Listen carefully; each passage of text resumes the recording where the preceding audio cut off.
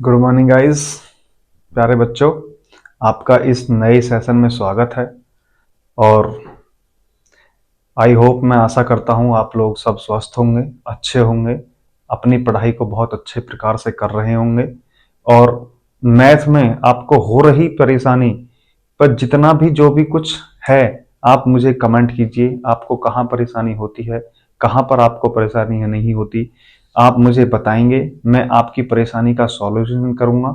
और आपको जिस क्वेश्चन में, जिस टॉपिक में कोई समस्या हो रही है, आप उस क्वेश्चन को या उस टॉपिक को लिखिए। मैं आपको उस टॉपिक को कराने की यहाँ पर कोशिश करूंगा, समझाने की कोशिश करूंगा, और आपको समझ में भी आएगा, ये मेरा आपसे वादा है। और जैसा कि मैंने आपसे कहा था, मैं मैथ के आपको प्रीवियस ईयर के सभी क्वेश्चंस कराऊंगा। तो आज के इस नए सेशन की शुरुआत करते हैं। तो ज़्यादा से ज़्यादा जुड़ें, सभी बच्चों के साथ में शेयर करें, लाइक करें, सब्सक्राइब करें। तो आज के मोटिवेशन कोड से शुरुआत करते हैं क्लास की। जैसा कि आपने देख रहे होंगे, वक्त आपका है, चाहो तो सोना बना लो। ये जो वक्त चल रहा है ना, ये बहुत गोल्डन वक्त है। चाहे तो इसे सोना बना लो, चाहो तो सोने में गुजार दो, या फिर सोने में गुजार दो। देखो, शादियों का सीजन चल रहा है। रात को देर रात तक आप लौटते होगे, तो दिन में थोड़ा देर लेट तक उठते होगे। तो सोने में मत गुजार देना प्लीज। मेरा कहने का सिर्फ इतना सा ही उद्देश्य है कि ये वक्त जो है ये आपका है। या तो इसे सोना बना लो, या चाहे इसे सोने में गुजार दो। तो प्यारे बच्चों, आज की इस क्लास को शुरुआत करते हैं हम ये इस मोटिवेशन कोड के साथ में। आप एक एक चीज नोट करो। मैं स्क्रीनशॉट लेने का भी वक्त देता हूं, चाहे आप स्क्रीनशॉट ले लो। स्क्रीनशॉट लेने के बाद में सिर्फ आपको बस रिवीजन करने की जरूरत पड़ेगी। स्क्रीनशॉट आपके फोन में है, कहीं कोई दिक्कत, कहीं कोई परेशानी आती है तो आप स्क्रीनशॉट ले सकते हो। और अगर आप स्क्रीनशॉट भी नहीं लेना चाहते हो तो आप मुझे धृति एग्जाम टेलीग्राम पे चैनल है, आप उस पर उसको सब्सक्राइब कीजिएगा। उस पर अगर आप पीडीएफ डलवाने के लिए बोलते हो तो मैं उस पर पीडीएफ डाल दूंगा, और आपको पूरा का पूरा पीडीएफ 2 से 3 MB में वहां पर मिल जाएगा। तो आशा करते हैं कि आपको बात कही हुई समझ में आई होगी। तो मेहनत कीजिएगा, और इतनी मेहनत कीजिएगा कि आपकी मेहनत एक दिन रंग लाए। आपके माँ बाप का वो सपना जो आपको वर्दी में देखना चाहते हैं, पूरा उसे मैं ही कराऊंगा। आप ये बात लिख करके ले लेना। मैथ के 22/22 क्वेश्चन की जिम्मेवारी मेरी है।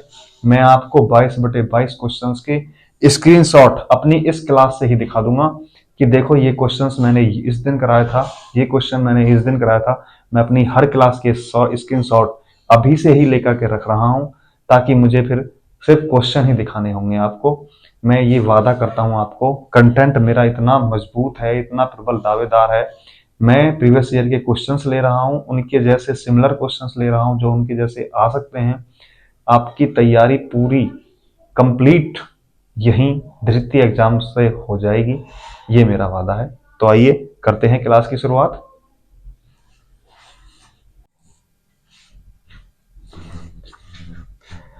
देखो बच्चों, ये क्वेश्चन कह रहा है, यदि किसी कार्य को पूरा करने में 15 श्रमिकों को 10 दिन लगते हैं। कोई कार्य है, उसे 15 लोगों ने करने में 10 दिन लगते हैं, तो उसी कार्य को 6 दिन में पूरा कराने के लिए कितने श्रमिकों की आवश्यकता होगी।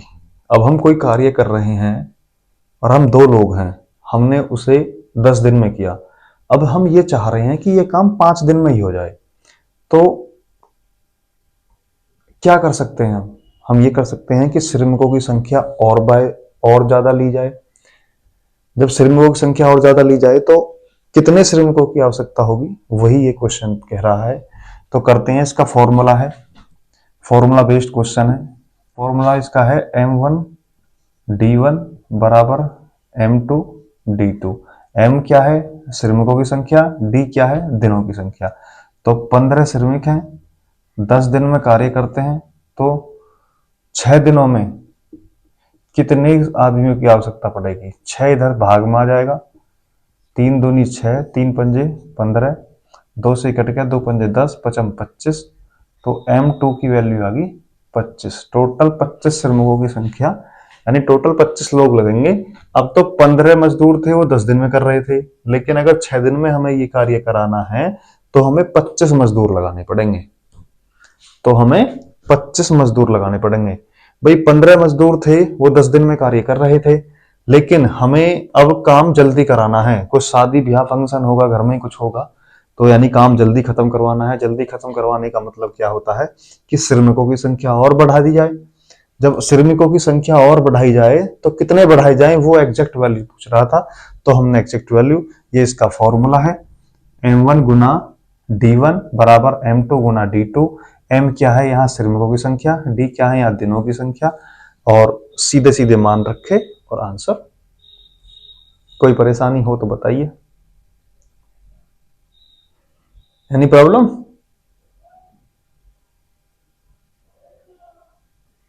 चलिए दूसरे सवाल पर। ये कह रहा है साधारण ब्याज की यह राशि, कोई राशि है वो 25 साल में 3 गुना हो जाती है। 25 साल में 3 गुना हो जाती है। मैं कहने लगूं कोई राशि एक है और ये 25 साल में कितनी हो जाती है, 3 गुना। एक की 3 गुना, एक की 3 गुना हो जाती है 25 साल में। ठीक है जी। तो ब्याज कितना बना इस पे, 2। ब्याज कितना बन गया इस पे, 2। जब ब्याज इस पे 2 बन गया तो ये ब्याज हो गया 2 बराबर कितने साल में, 25 साल में। राशि कितनी है, एक राशि है, बटे 100, दर ज्ञात करनी है। 25 चौका 100, 4 दूनी, दर कितनी आ गई, 8%। कोई प्रॉब्लम हो तो बताओ, दर आ गई 8%। भाई कोई राशि, साधारण ब्याज की कोई राशि है वो 25 साल में 3 गुना हो जाती है।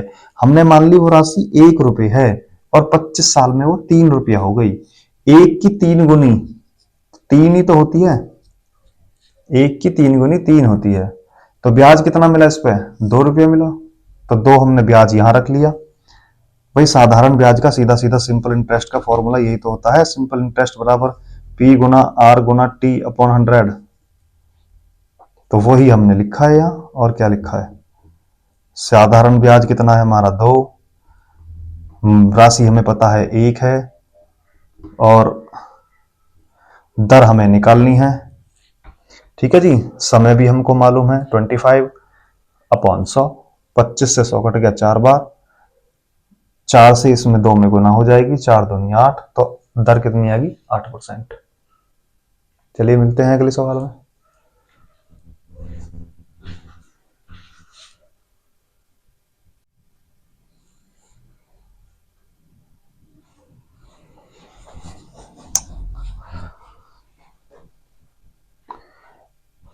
तो देखिए इस सवाल को, ये सवाल कह रहा है कि राज्यों की कुल जनसंख्या, कुछ राज्य हैं A, B, C, D और E, ये 5 राज्य हैं, और इनकी कुल जनसंख्या में दे रखी है 32,76,000।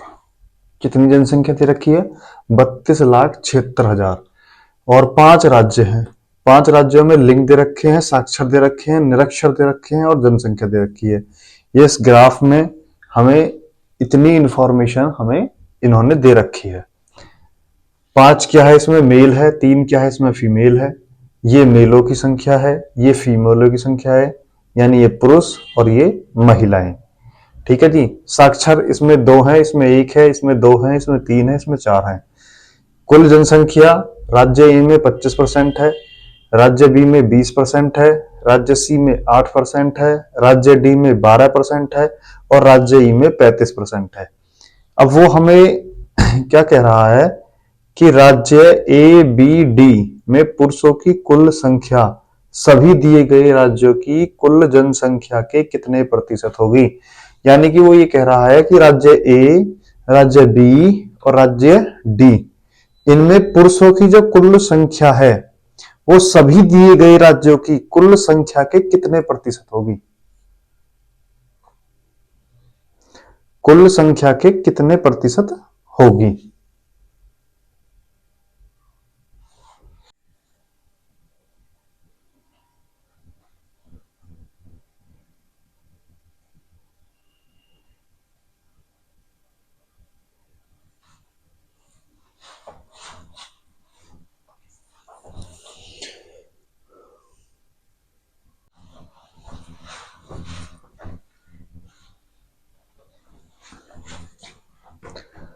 तो इस क्वेश्चन को हम करेंगे कैसे?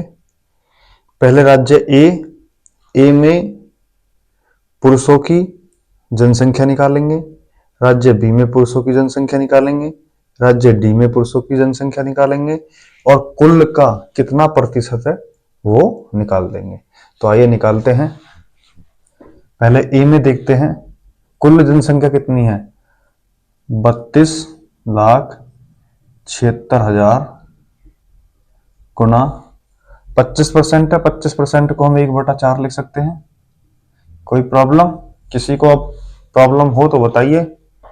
और ए में कितने पुरुष हैं? 5 पुरुष हैं। टोटल कितने हैं? 8। यहां देखो ए में कितने पुरुष हैं? 5 है। टोटल जनसंख्या कितनी है? 8। 3 महिलाएं और 5 पुरुष, कुल कितने हैं? 8। पुरुष कितने हैं? 5 प्लस। अब बी के देखो, बी में टोटल कितने हैं? 20%। तो 32, 76,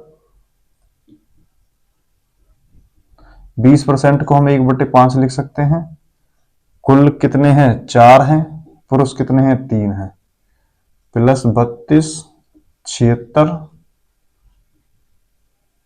डी में टोटल कितना? 12%। 12% को 3/25।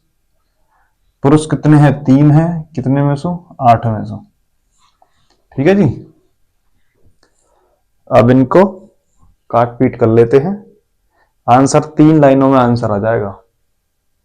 ज्यादा बड़ा सवाल दिख रहा होगा आपको, है नहीं। 3 लाइनों में, ये पहली लाइन हो गई। इसको काट पीट करते हैं।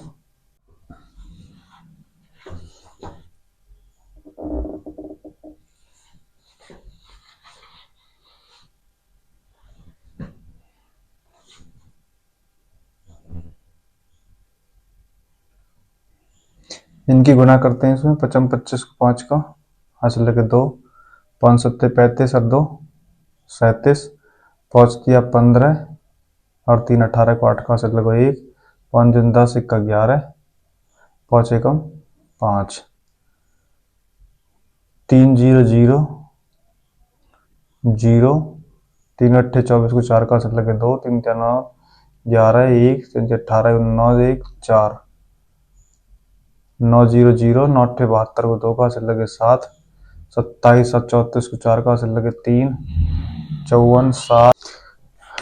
तो इन तीनों को जोड़ लेंगे।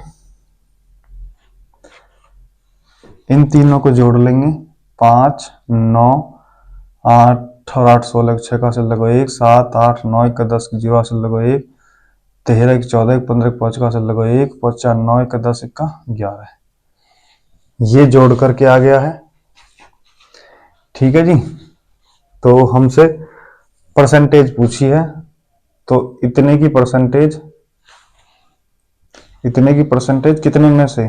32 76 0 0 0 गुना 100। इसकी परसेंटेज निकालेंगे। 0 से 0 खत्म। ठीक है जी। ये आपको ऐसे ही लग रहा होगा। तो अब हम इसका कोई काम नहीं, इसे हटा देते हैं।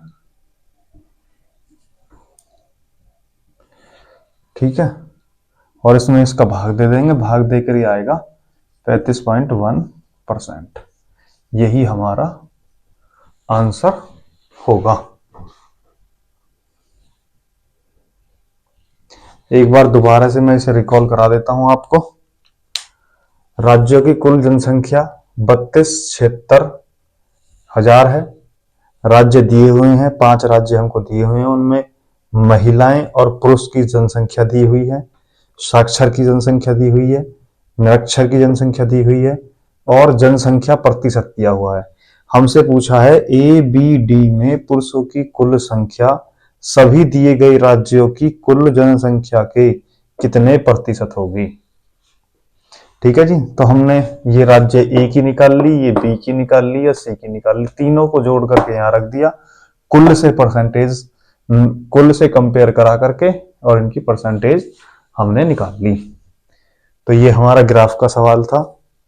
बड़ा सवाल है, पर लेकिन 2 नंबर का है, तो मतलब सवाल में कुछ नहीं है, सवाल बड़ा है पर लेकिन सवाल में कुछ नहीं है, इतना सा भी कुछ नहीं है, सीधा सीधे से मान रखने हैं और क्वेश्चन को सॉल्व करना है। ठीक है, चल स्क्रीनशॉट लेना चाहो स्क्रीनशॉट ले सकते हो।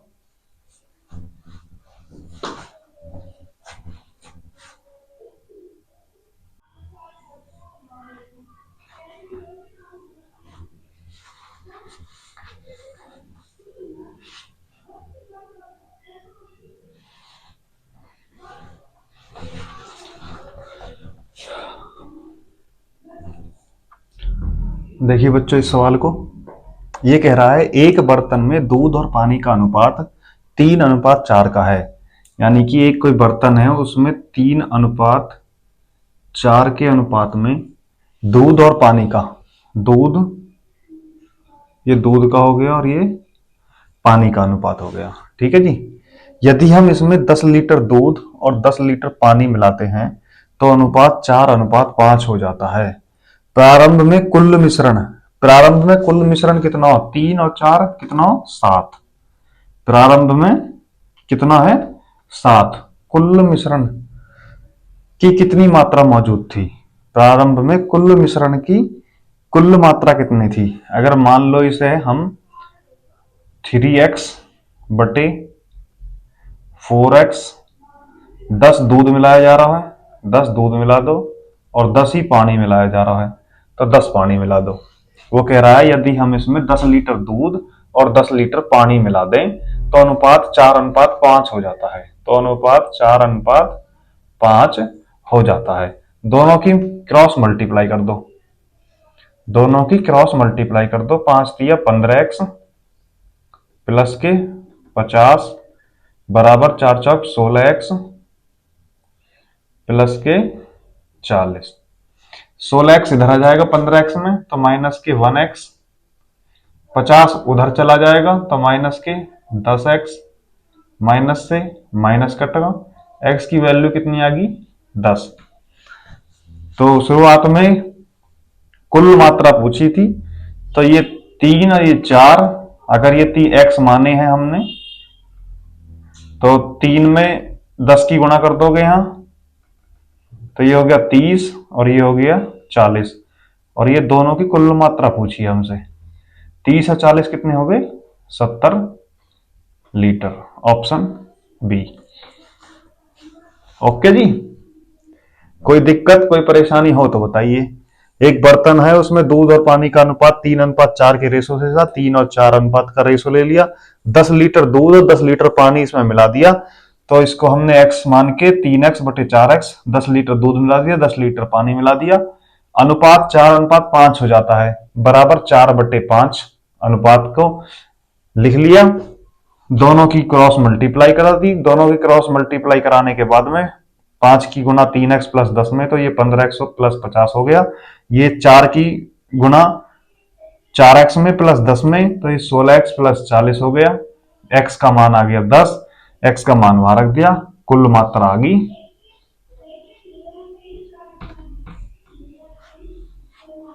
ठीक है, कोई दिक्कत, आप स्क्रीनशॉट ले सकते हो।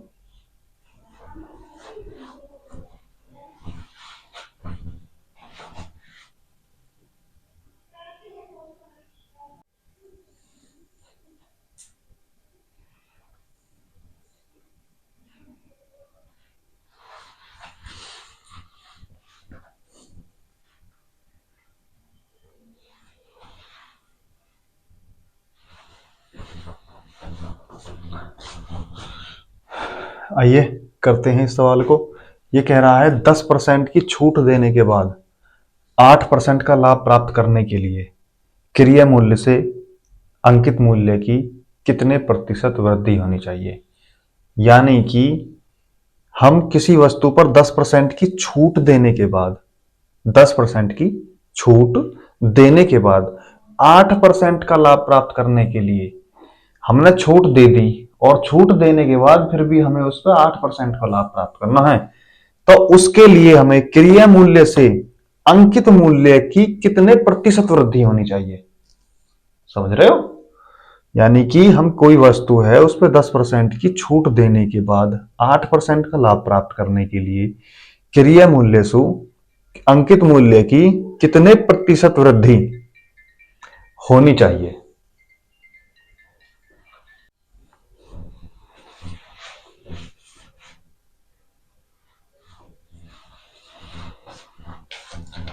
तो क्रय मूल्य से अंकित मूल्य की कितने प्रतिशत वृद्धि होनी चाहिए। ठीक है जी, तो इसे करते हैं सीधा सीधा। सीपी, एसपी और मार्क प्राइस।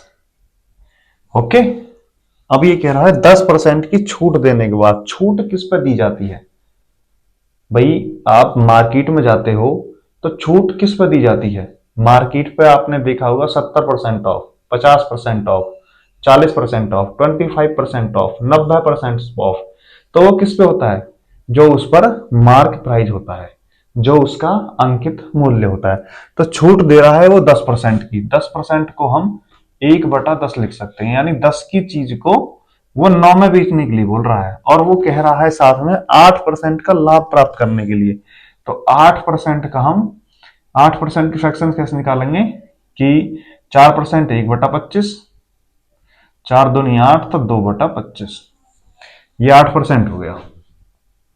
ठीक है जी, तो यहां लिख देंगे लाभ। लाभ हमेशा सीपी पे, लाभ हमेशा, लाभ और हानि दोनों सीपी पर काउंट होती है भाई। सीपी से अधिक में बेचा, कोई प्रोडक्ट है वो सीपी से अधिक में बेच दिया हमने, तो उस पर लाभ होगा। और कोई प्रोडक्ट है वो सीपी से कम में बेच दिया तो वो हानि होगी। तो 25 की चीज को हमने 27 में बेच दिया, 8% का लाभ हो गया। 25 की कोई वस्तु है उसको 27 में बेच दिया तो 8% का लाभ हो गया। अब ये कह रहा है क्रय मूल्य से अंकित मूल्य की कितने प्रतिशत वृद्धि करनी चाहिए, होनी चाहिए। इस प्रकार करने के लिए क्रय मूल्य की अंकित मूल्य से कितने प्रतिशत की वृद्धि होनी चाहिए। तो पहले एसपी को बराबर कर लेते हैं, इसको 27 बना लेते हैं, तो यहां भी 3 की गुना, यहां भी 3 की गुना, 25 ऐसे ही 27, 25 की चीज को 27 में बेच दिया, और ये 30। अब ये कह रहा हूं इससे कितने प्रतिशत की अधिक वृद्धि होनी चाहिए। तो 25 की चीज को 5 की वृद्धि होनी चाहिए, कितने पर? 25 पर। परसेंटेज निकाल दे इसका, 25 चौका 100, 4 पंजे 20, 20% आंसर। ठीक है, फिर देखो 8% का लाभ है तो 25 की चीज को 27 में बेच दिया। 9, ऊपर सेलिंग प्राइस 9 था, नीचे 27 है, दोनों बराबर कर लिए। दोनों बराबर करने के लिए ऊपर मान 27 बना लिया, तो इधर भी 3 की गुना हो जाएगी। यहाँ 25/25, यहाँ 27, यहाँ 30, दोनों की आपस में कंपेयर करा दी। ये कितना? 5 अधिक है, तो 5 अधिक है कितने पर? 25 पर। तो ये 20% की प्रतिशत वृद्धि होनी चाहिए। कोई दिक्कत? आप स्क्रीनशॉट ले सकते हो।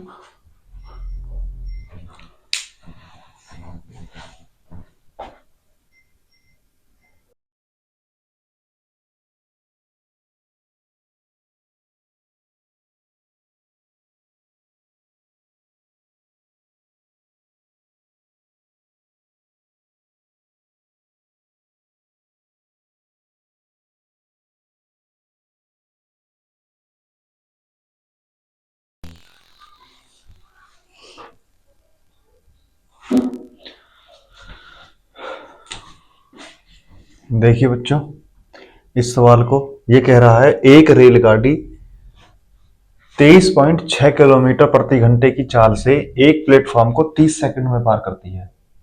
कोई रेलगाड़ी है, उसकी जो चाल है वो 23.6 किलोमीटर प्रति घंटा है, और वो किसी प्लेटफॉर्म को 30 सेकंड में पार करती है।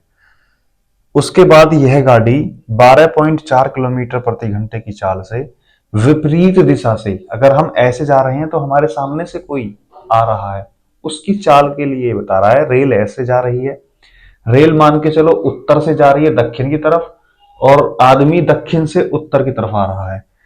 तो विपरीत दिशा में चलने वाला एक व्यक्ति 11 सेकंड में पार करता है। एक व्यक्ति को 11 सेकंड में पार करती है। तो रेलगाड़ी की लंबाई ज्ञात कीजिए। इस क्वेश्चन में आपको भ्रमित करने के लिए एक लाइन दी गई है जिसमें बच्चा उलझेगा और समय थोड़ा सा अधिक लगेगा क्वेश्चन में। क्वेश्चन हो तो वहां से भी जाएगा, पर लेकिन हमें उलझाना नहीं है, हमें आपको सोचना सिखाना है कि जब रेलगाड़ी की लंबाई पूछी है, क्या पूछी है? रेलगाड़ी की लंबाई, और हमारे पास रेलगाड़ी की चाल दी हुई है, ठीक है। और इसमें क्या कह रहा है? एक प्लेटफॉर्म को 30 सेकंड में पार करती है। तो अगर हमारे पास रेलगाड़ी की चाल है, व्यक्ति की चाल है, जो व्यक्ति वापस आ रहा है, और रेलगाड़ी की लंबाई पूछ रहा है, अगर रेलगाड़ी किसी खंबे को, किसी पोल को क्रॉस करती है तो वो अपनी ही दूरी चलती है। तो वो अपनी ही दूरी चल रही है। मान के चलो ये रेलगाड़ी आ रही है, ये रेलगाड़ी का इंजन हो गया, तो ये यहां से लेकर के, और जब यहां तक ये पूरी, मान के चलो ये यहां तक ऐसे पूरी निकल नहीं जाएगी, जब भी तो क्रॉस होगी इस पोल को। तो यहां से लेकर के और यहां तक की जितनी भी ये दूरी होगी, यही दूरी हमसे पूछी गई है। तो इसके लिए हमें कुछ नहीं करना, रेलगाड़ी की लंबाई बराबर, रेलगाड़ी की लंबाई निकालने के लिए हम पहले क्या करेंगे? रेलगाड़ी की चाल लिखेंगे। रेलगाड़ी की लंबाई, या इसे दूरी भी कह सकते हैं आप, दूरी बराबर चाल गुणा समय। ये हमने फॉर्मूला लगा दिया। चाल कितनी है? चाल है 23.6 और 12.4, ये विपरीत दिशा में है। जब एक उत्तर से आएगा और एक दक्षिण से आएगा तो दोनों का मिलन जल्दी होगा ना। तो जल्दी का मतलब है दोनों की गति जुड़ जाएगी, दोनों की जो चाल है वो जुड़ जाएगी।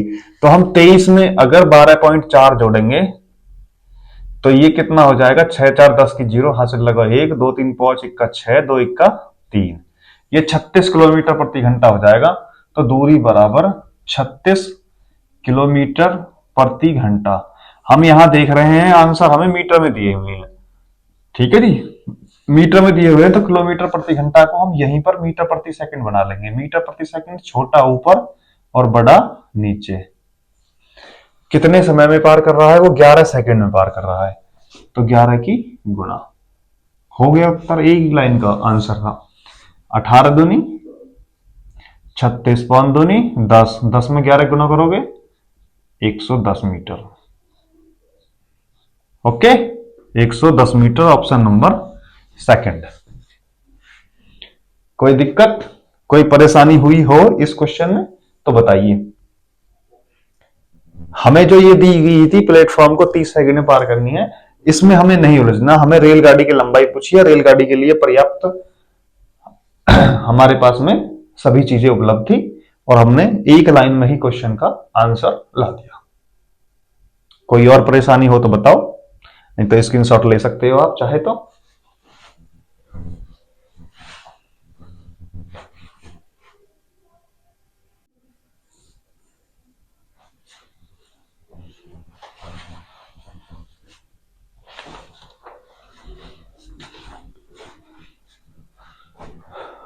देखिएगा बच्चों, जैसा कि आपने देखा भी होगा, चाहे परसेंटेज हो, चाहे प्रॉफिट एंड लॉस हो, चाहे रेशो हो, चाहे समय या दूरी हो, चाहे ब्याज हो, साधारण ब्याज हो, चक्रवर्ती ब्याज हो, मैं सभी के क्वेश्चन ज्यादातर फ्रैक्शन से कराता हूँ। 25% सीधा 1/4, 4% 1/25। तो इस प्रकार के मुझे 2-4 बच्चों की कमेंट मिल रही हैं और उन कमेंटों में मुझसे जो बोला जा रहा है, ये बोला जा रहा है सर जी हमें फ्रैक्शंस का थोड़ा सा एक बार नॉलेज करा दो। तो मैं उन फ्रैक्शंस को आपको लिखवा रहा हूं। आपको डेली की डेली ये लिख कर देखनी है, डेली इनको रिवीजन करना है ताकि आपको याद हो जाए, और ये क्वेश्चंस करने में बहुत ही यूजफुल होती हैं। तो मैं इन फ्रैक्शंस को लिखवा रहा हूं, ये आपके बहुत ही ज्यादा फायदेमंद है। इनसे क्वेश्चंस सीधे सीधे फॉर्म में हो जाते हैं, चाहे कोई से भी चैप्टर का हो। ऐसा कोई चैप्टर नहीं है जहां फ्रैक्शंस का यूज ना होता हो। जहां भी आपसे कोई भी चीज के बारे में, फ्रैक्शंस के बारे में बात करेगा, परसेंटेज के बारे में बात करेगा, फ्रैक्शंस लगा करके आप सीधा सीधा आप यहां तक पहुंच सकते हो। ठीक है, तो आप कुछ नहीं है, फ्रैक्शंस को एक बार रीड करिएगा, लिख करके देखिएगा 4-5 बार, आपकी ये बहुत अच्छी तरीका से मजबूत हो जाएंगी। ऐसा कोई एग्जाम नहीं होगा जहां पर इनका खेल खेल ना होता हो। सिर्फ एक ये खेल है और कुछ नहीं। मैथ सिंपल सी फॉर्म में अगर मैं बात करूं तो एक बिल्कुल एक मनोरंजन सा खेल है, जिसमें आपको कुछ नहीं करना होता, सिर्फ जोड़ना, घटाना, गुना करना और भाग करना। इन 4 चीजों के अलावा मैथ में कुछ नहीं है, सिर्फ यही 4 चीजें हैं, और आप इन्हीं से ही 30 मार्क का बन सकते हो। तो आइए बनाते हैं आपको 30 मार्क का।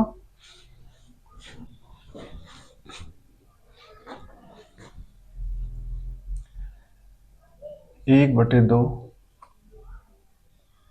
50%, 1/3 33 सही, 1/3%, 1/4 25%, 1/5 20%, 1/6 1/6 16 सही, 2/3%, 1/7 14 सही, 2/3%, 1/8 12 सही, 1/2%,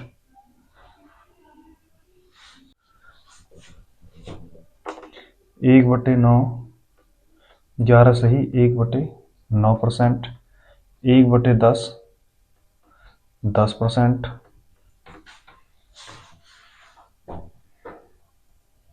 ठीक है जी। 1/11 1/12 1/13 1/14 1/15 1/16 1/17 1/18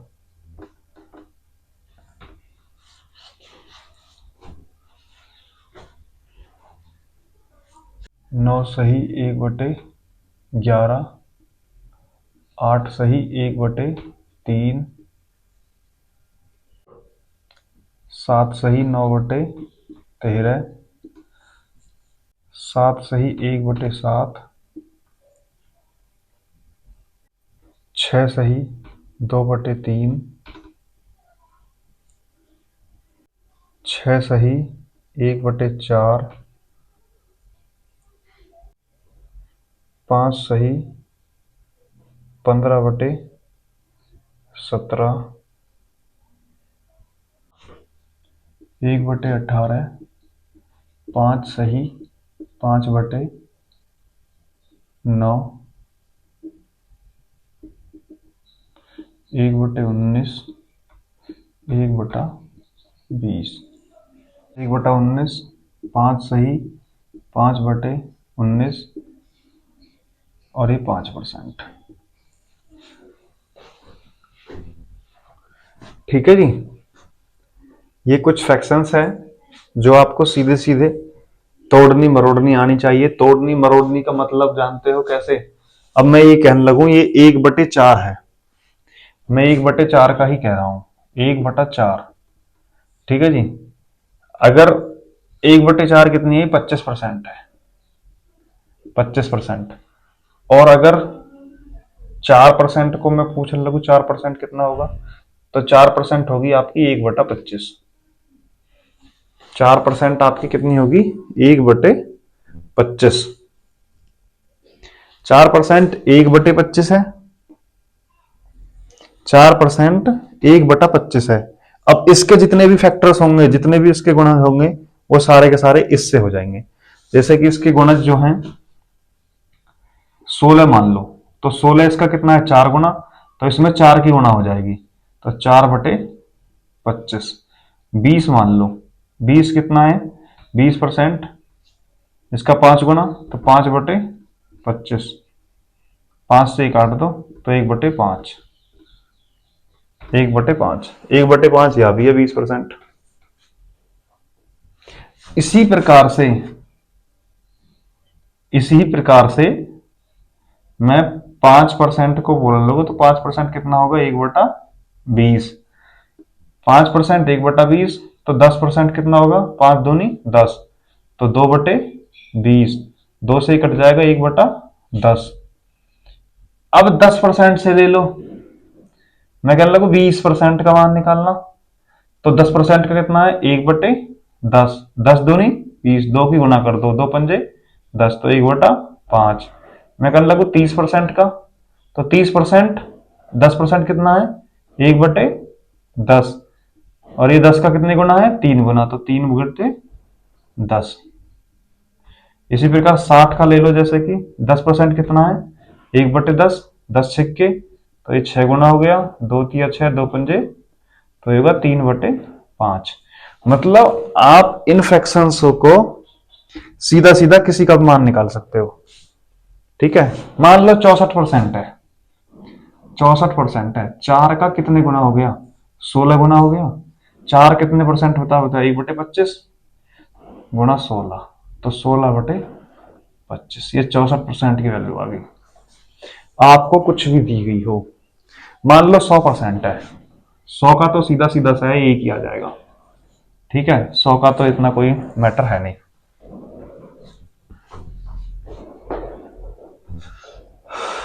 आप इसका स्क्रीनशॉट ले सकते हो।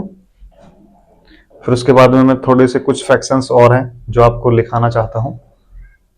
तो आज की क्लास को थोड़ा फ्रैक्शंस आपको मैं याद आनी हो, ये होनी चाहिए याद, ताकि मैं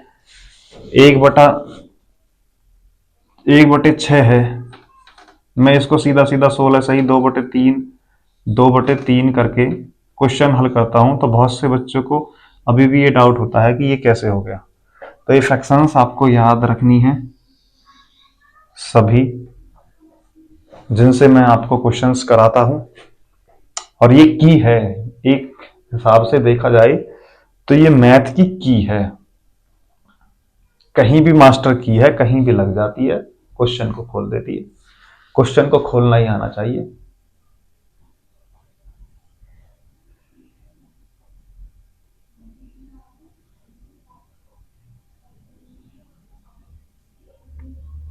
ठीक है बच्चों, ले लो स्क्रीनशॉट।